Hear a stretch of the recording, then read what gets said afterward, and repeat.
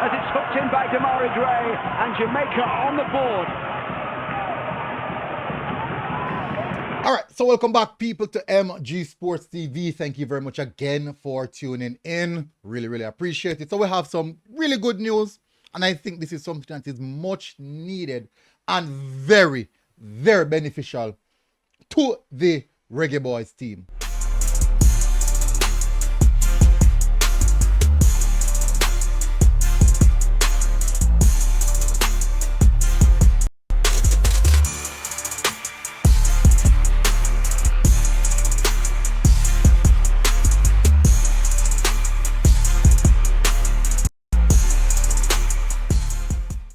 All right, so before I get into the meat of the matter, I would really appreciate it if you guys hit that like button. Let's get the likes up on this one. Let's go for like 200, 300 likes. We don't know if it can happen, but let's see if we can make it happen.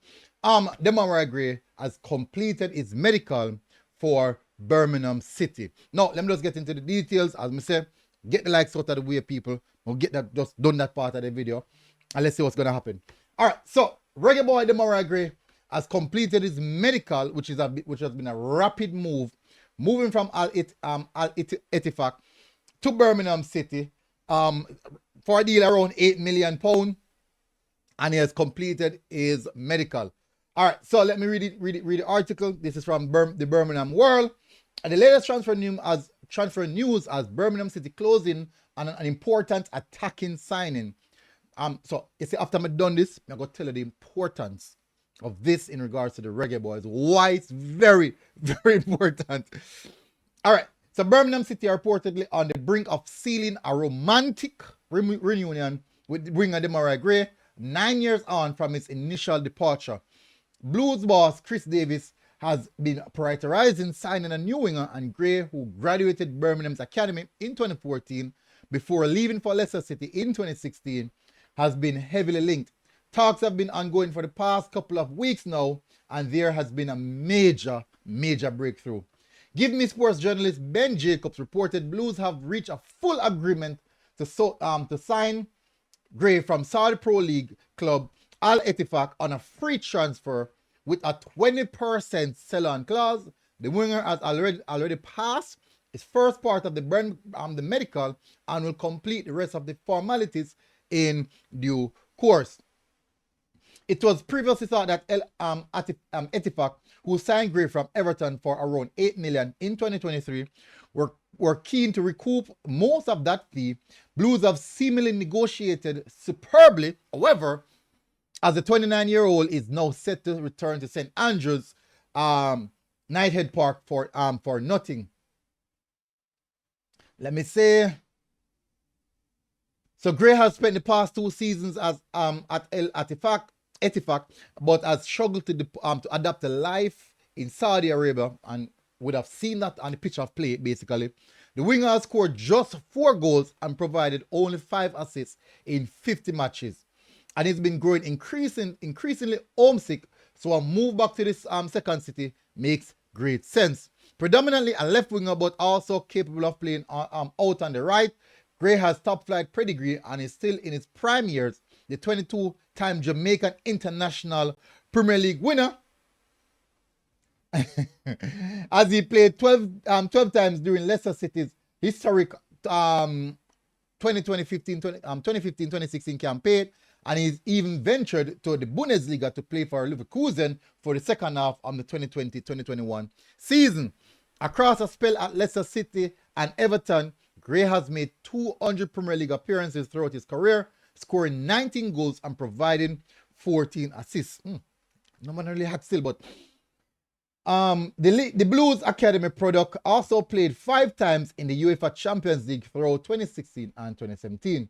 Although many of Gray's best achievements were quite some time ago, he still possesses great pace and flair. Well, flair, maybe we can see kind of cut off on the pace.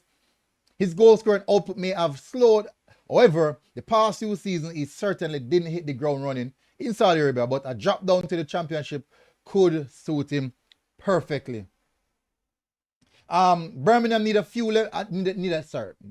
new left winger, and Gray would surely be a significant upgrade on Emil Hansen. The fact that Gray can play on either side is very useful too, as Davis can switch things up every now and then to try and break down the low blocks opposition so often deployed.